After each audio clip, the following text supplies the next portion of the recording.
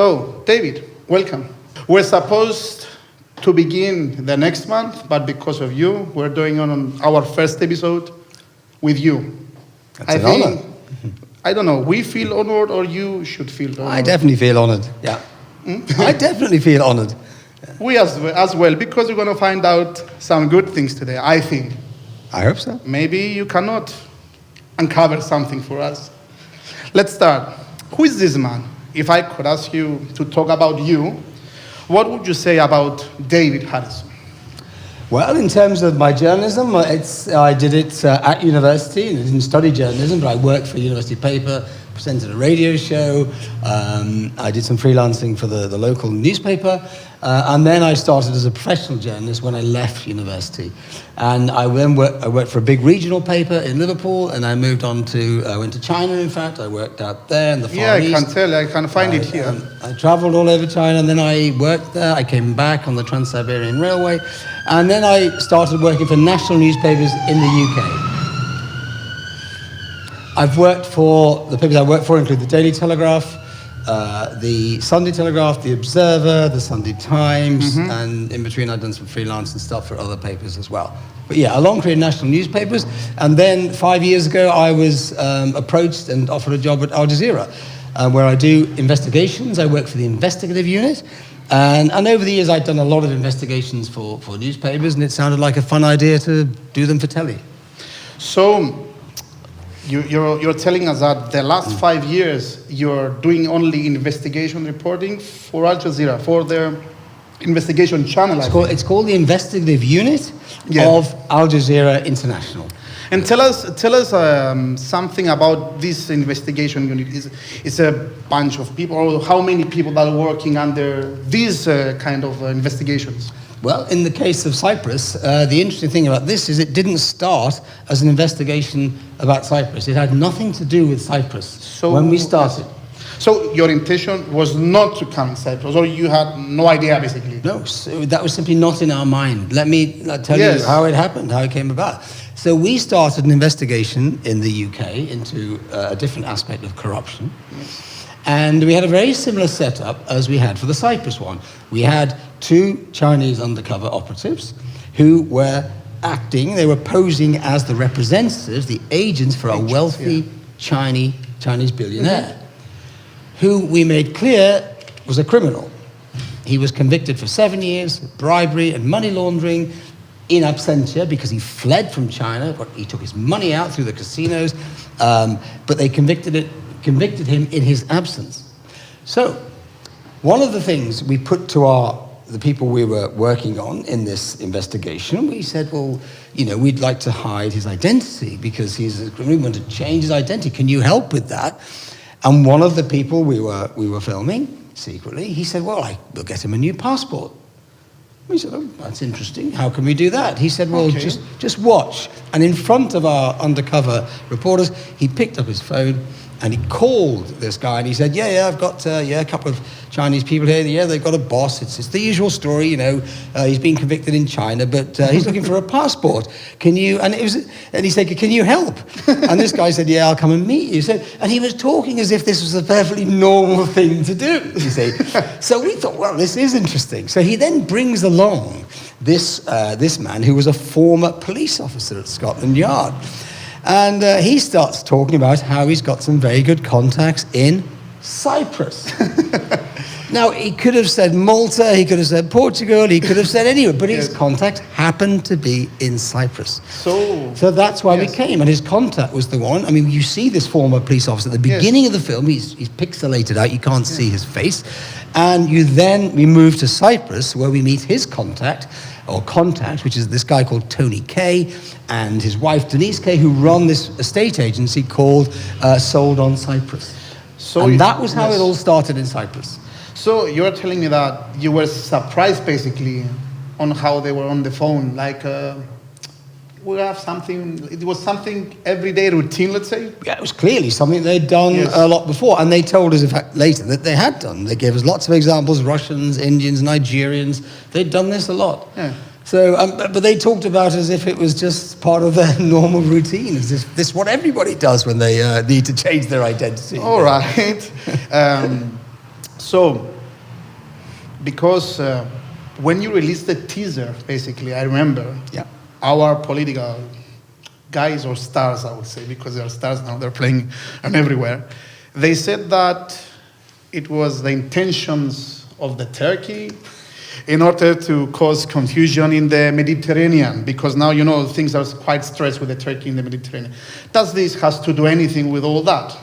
Well, that made us laugh, to be honest. And because, as I just explained to you, Cyprus wasn't even in our minds when we started this investigation. So the idea that it was a deliberate attack on Cyprus is just absurd. I mean, it just doesn't make any sense. But we understood why. Because as part of the way we do these things, we have to send out what we call right to reply letters to all the people in our film who are being exposed. We send them these letters to give them the chance to reply, to respond. We say, you know, we're making this film, it's going to come out on this date. In the film, you said this, and this. Can we have your comments, please? So they were well aware that the film was coming out. They knew. So you informed them? Oh, yes, you have to. Do you know when did you inform them about that? Yes, it's usually we give them a good amount of time. So probably we gave them about 2 weeks before broadcast. We gave them, a couple of weeks to reply. Now, when I'm working on news, or over the years I've been doing in national newspapers, you might call someone and you get a reply in an hour or 2 hours. Yes. We give them 2 weeks. So they had plenty of time to work out the response. But the key thing here is that they knew the film was coming out. They knew they'd been exposed. So you can imagine how they were feeling. So then, maybe it's no surprise that they decided that they're going to push out this line that this is anti-Cyprus, it's pro-Turkey, it's an attack by an outsider, foreign journalist. And that actually, the newspapers repeated that line, and we saw it gain some traction. Yes. There was some. It was something, boom. Yeah. And we had on Monday night, the film had come out on Monday, and the police suddenly arrived outside the Parliament, about 15, 16 of them, including intelligence service officers. They took all our details, our passport, they kept the local guys with the van, the satellite van, they kept them there. Yeah. And they took the van away to the police station because, ridiculously, they wanted to test whether it was a spy van. Now, remember, you had the Israeli spy van last December, and the idea that we're doing that was so absurd. Yeah. And the local guys, they were kept for hours waiting, and then eventually they let them go. And even the guy, one of our chaps here, Shane, he went along, he spoke to the guy who took the van to the police station, and he said they brought in this engineer, he said, and he didn't have a clue what he was looking for. Yeah, basically. He just said, what's this for? What's this for? What's that for? What's this for? Oh, okay, then you can go. And eventually, by 11:30 at night, they let him go. So we were a little bit nervy that night. We thought this is all turning a bit strange. Mm-hmm. And then the next day, everything changed. Once people had seen the film, watched it, it was amazing. The transformation in the mood and the reaction. It was astonishing, the reaction. And it was just, as Mr. Salouris, to use one of his favorite phrases, we had the full support of the Cyprus people. Yes. They were backing us, they were cheering us, there were cars beeping, well done Al Jazeera. And there was a demonstration that night outside the parliament in Nicosia, the traditional parliament, and they were all very, very complimentary.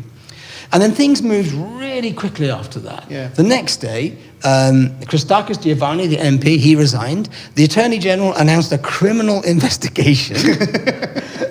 And then there was that demonstration on the Tuesday night. Yeah. On Wednesday, there was pressure on Salouris to resign, and another massive demonstration outside the conference centre. Where the Parliament is sitting during the COVID crisis. And that was really quite an experience. There were hundreds of people there, and they were treating us almost like heroes. Yes. I mean, we're not heroes. We've just shone a light onto a dark aspect of Cypriot life. But they were grateful, because a lot of people had suspected this was happening, but they'd never seen such powerful evidence of it. David, when the teaser came out, and a friend of mine tweeted to me, Savas, see this. And when I said, oh, shit. There's no problem, we can use this kind of words.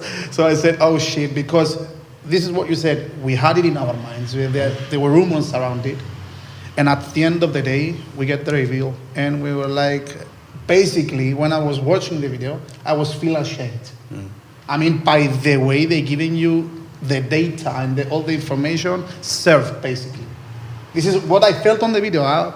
And do you believe that it was that easy to get those information from them?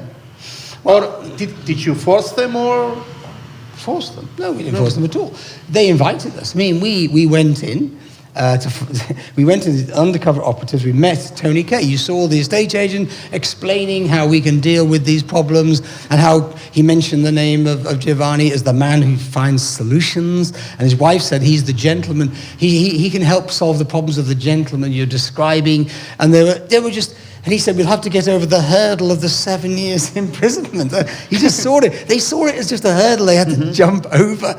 At no point, and this is the interesting thing, at no point did any of them do what they should have done and said, I'm sorry, if he's a criminal, we can't help. Yeah, this is what surprised me, basically, because it was mentioned from the very first second that Mr. X was convicted. 7 years. Yes, was convicted, and nobody stopped you, basically. No. Nobody told you, no, we can't do this. That's what they should have done. The minute we mentioned that, they should have said, whoa, no, we cannot help you if he's a convicted criminal. On the contrary, they said, we can find solution. It's a problem, it's a headache, but we will find solutions. Yes, we've had worse cases before, they said. And they had the lawyer Pitagius describing how he'd help criminals. He was too passionate, I can tell you. Passionate, very passionate. And then he went on and said, we again, as a deliberate point, we wanted to know whether he could change the names, because our man in London had said it's possible the names could be changed. So we asked this to the lawyer. We told our undercover reporters, ask the lawyer whether this is possible. And you saw his reaction. Of course, I call them all Joe or Sam. I've done it lots of times. He said, this is Cyprus. Yeah. That was the line that infuriated the Cypriot people. They were furious. At the demonstration on Wednesday night, everybody came up. They had banners saying, this is not Cyprus. Yes. And they were so angry because they thought, well, these guys are trying to make out the whole country's like this. Not us. We weren't doing that. We were focusing on these individuals. But they were trying to imply that somehow Cyprus is corrupt. It's normal to give fake passports, to change names. Something we do every day. Yeah, it's Cyprus. And that's why, and there's another reason it was explained to me, very interesting, as to why people were so angry. And that is, back in August, we produced the Cyprus Papers. This was a leak of thousands of pages that gave details of all the people who'd applied for passports between 2017 and 2019. It included dozens of convicted criminals and other high-risk people. And the people that were, the government and various other people, their strategy was the same. It's Turkey, it's anti-Cyprus, it's foreign journalists. And maybe some people believe that. Yeah. Maybe. But when they tried to say the same thing this time, people say, well, wait a minute, you've used that one before. Yes. Basic, but investigation through reporting, I think it's a quite difficult thing to do. I mean, because it requires a lot of research, a lot of, data coming, so you have to filter and decide whether it's good or bad or true or... True. Yeah. So, do you believe that, or in this case, did you have to do a lot of research to start investigation in Cyprus before you come, I mean, we always do a lot of research. Yes. That's a given of what we do. I think investigative journalism is arguably the hardest form of journalism. Yes. And what you have to have in an investigation is evidence. And evidence is the hardest thing to find. Proved evidence. Proved evidence. Exactly. When you present that evidence, what you find. Whether it's proof of guilt, that's not for us to decide. Yes. That's for the courts, the law enforcement. But we present evidence. And it's hard. So we go for quite high targets, big targets. Yes. And by definition, they're the hardest ones to crack. Because they don't go around telling everybody that they're criminals, that they're crooks, that they're doing this and that. So it is challenging. And in recent years, we've found, that often because newspapers in particular are suffering because of, the move towards online journalism, and they haven't really found a new business model to replace that. So budgets are being cut, they're tighter, and investigations is often one of the first things that goes in conjunction with foreign travel because it's expensive. Now, It is. We've also seen in recent years the arrival of data journalism, because there's so much more data now, everything across the world. It's a phenomenal amount, and that's been a fertile source of information for journalists, which can be done, relatively inexpensively. But for us, that's only part of the investigation. Yes. We do data journalism, but really it's the stuff on the ground when you meet people, you confront people, you use undercover, and I think that's what makes our film so compelling. Yeah. And also, going back to the beginning, as we began discussing about this story, you said that you were examining or checking a corruption thing in the UK, basically. Yes. So you will see, you find different or similar situations or cases like the Cyprus Papers in the UK or other countries. Are you familiar with that? That's why. Well, you were doing this. It's a different kind of investigation. It was not about passports. Passports we only came across because it was suggested to us that this is the way of hiding someone's identity. That was how we got onto passports. That was how we were led to Cyprus. So you're telling me you were investigating a different thing of corruption, not passports in particular. Yes. In the UK. Yes. But things changed, and you came to Cyprus for the golden passport thing. Yeah. That's quite interesting, basically. But you see, what that tells you also is that investigative journalism, when you begin an investigation, you don't always know where you're going. Yes. You have an idea, you may have a target, you have a thesis, but you don't always know where it's going to lead, because until you meet the people, and this happened, this is the very dramatic example of that. As I say, at the beginning of the investigation, we had no thoughts of Cyprus. But suddenly we were led there because of the course of the investigation. Doesn't this scares you about your life, or maybe you put yourself or your crew in danger? Because it's investigation, nobody knows about it. Well, there are risks, there's no question. There are safety risks, security risks. I mean, you do what you can to minimize the risk and protect yourself, but ultimately, you just have to accept it's part of your job. Is David Harrison afraid of these things, or you are living basically with us?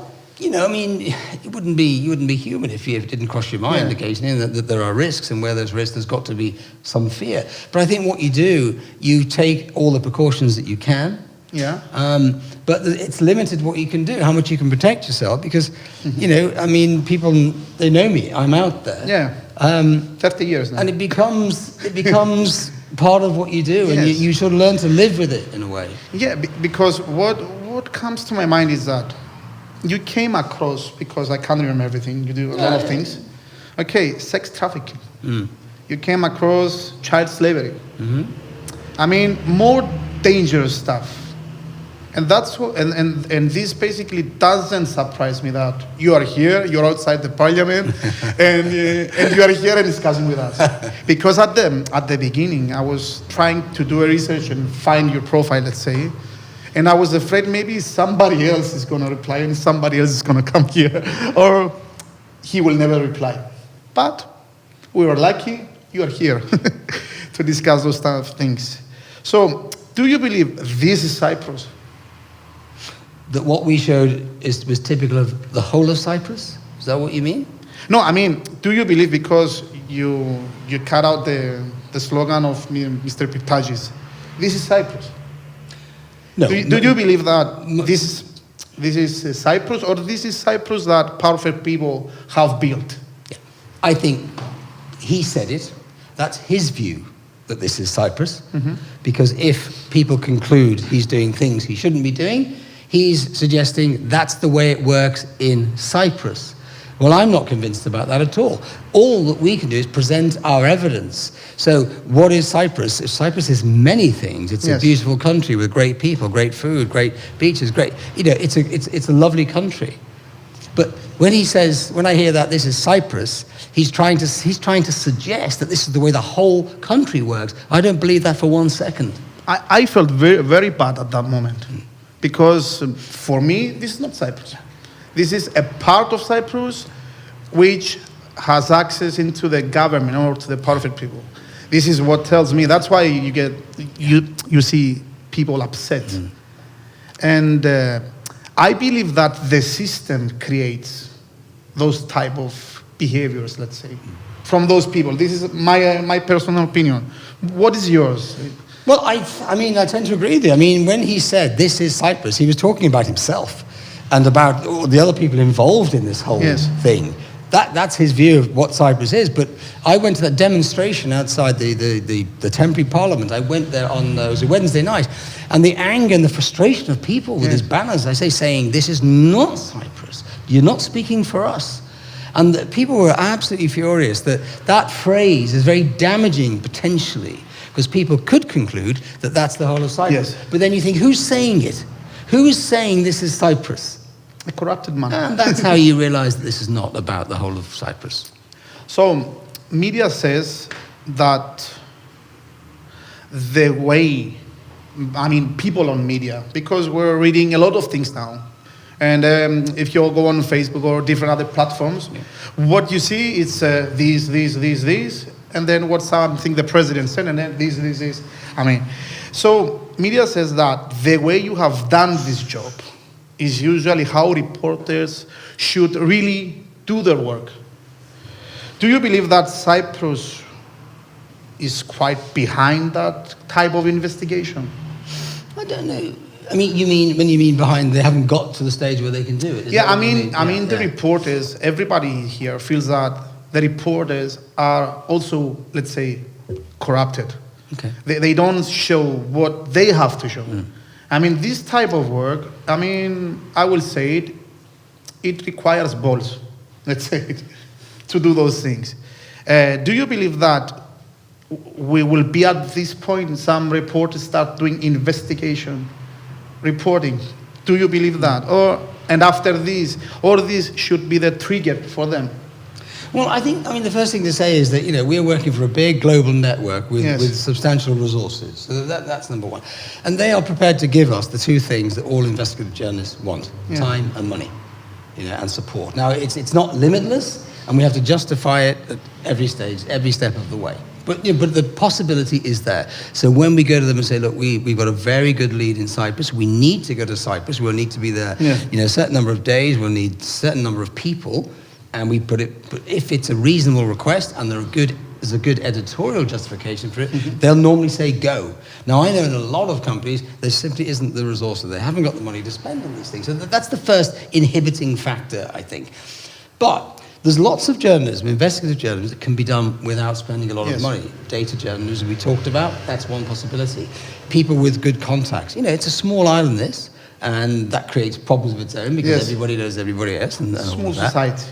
But, there's no reason why you can't have quite a robust press. Now, I understand there are issues of ownership and influence of ownership, and that can influence you commercially and politically, of course. Yes. But I think, you do need maybe the press here needs to be a little more resilient. I think if they're a little bit more aware of their role, which is to hold people in power to account, to scrutinize people who are in authority, and do that on behalf of the people, because that's their role. Now, I know it's not always easy because of the commercial factors and political pressure, but if you're going to be a journalist, that's got to be your starting point. So you think that this is a sort of advice to them? Or, as David, you should give another advice to them, to the reporters, to the guys out there doing this thing you will be doing the last 30 years? Yeah. Well, look, advice, if anybody wants advice, I'm happy to offer it. But I'm not suggesting that, that these journalists aren't aware of their roles and responsibilities. What I would say is they need to maybe think about what is the role of a journalist? Yes. What is their job? Why are they there? And, and all those really sort of fundamental values of journalism, fairness, balance, talking to all parties, not being influenced by the politics of the paper or your own politics. This is what we feel. That some channels, media channels or report are driven by them, and they give the wrong image, or they diverse to somewhere else rather than where we should be going. So, what is your benefit from it? I can understand what is your benefit, but why, let's say, Al Jazeera invest in this type of reporting?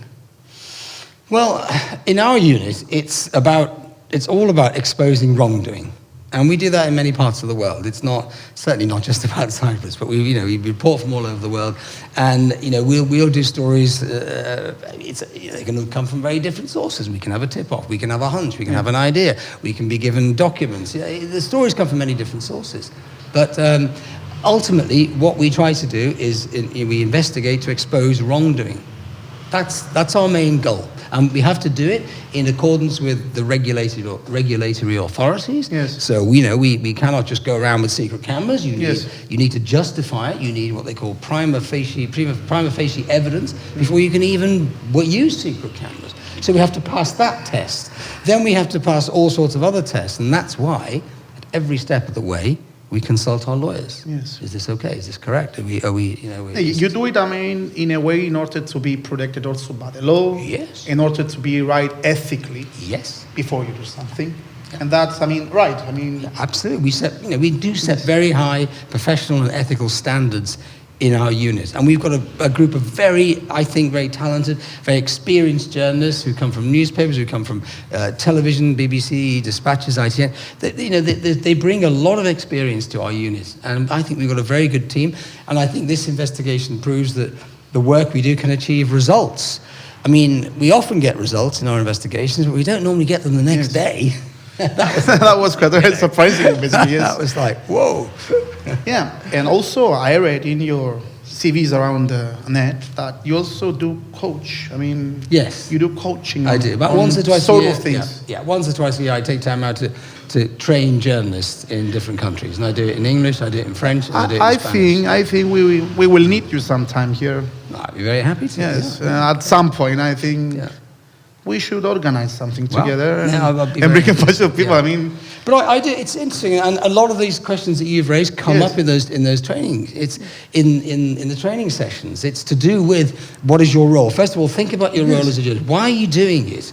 And then it's how do you do it? How does the reporter behave? How do you find information? How do you present your information? And we often go back to basics, sort of fundamental values on what the role of a journalist is, and how you find stories, and how you write them, and how you present them. I believe I'm covered.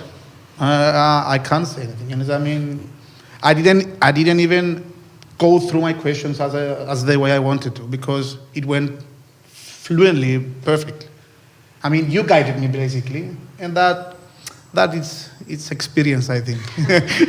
you driven me through the question. Well, maybe it's like you were here and read my questions, basically. I don't know about that. But what I can say, if you have any other questions that you want to ask, please do. Guys, do you have a question? We're a podcast thing, so... Yeah. Alex, no? You want to ask the spicy stuff off the record, huh? It's like, who's buying the drinks? Yes. Another question. Yes. Do we have to expect a new video? A new video? Well, yeah, we're making films all the time. For Cyprus. Regarding the Cyprus issue. Oh, right. Well, Cyprus. Well, the Cyprus Papers investigation is ongoing. It's live. And if we get new information, then, we will act on it. But if you're saying, will there be a film next week, next month? The answer is no. So, guys, we don't need to worry at the moment. So, not yet. Yeah, not yet. Because... What about for the next month, not the next year, or the next months? Thank you. Next year. It's not a problem. That's why we're doing a podcast. We can say our opinion. So, David, in order to close the... I don't want to say interview. Our conversation. Yeah, conversation. Mm-hmm. I would say, what would you say as a person, as a human being, to the guys out there? Not the reporters, everybody. You revealed something that is really bad for a country, for us. What is your suggestion? What do you think people should do when they face those type of corruptions? Should they report them or report them to the right guys? What do you believe? I think the reaction I saw shows that a lot of people are deeply concerned about their country. That's a good sign.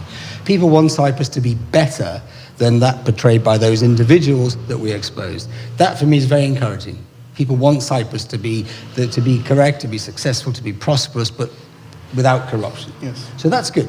I would suggest they build on that momentum, journalists and citizens and activists. From this day, let's say. I mean, Yeah. from Yeah. those days, from day one, let's say. I mean, I was speaking to just a bit earlier. We're speaking to a journalist, a prominent journalist in Jazeera, Yeah. who said, "You've awakened something here."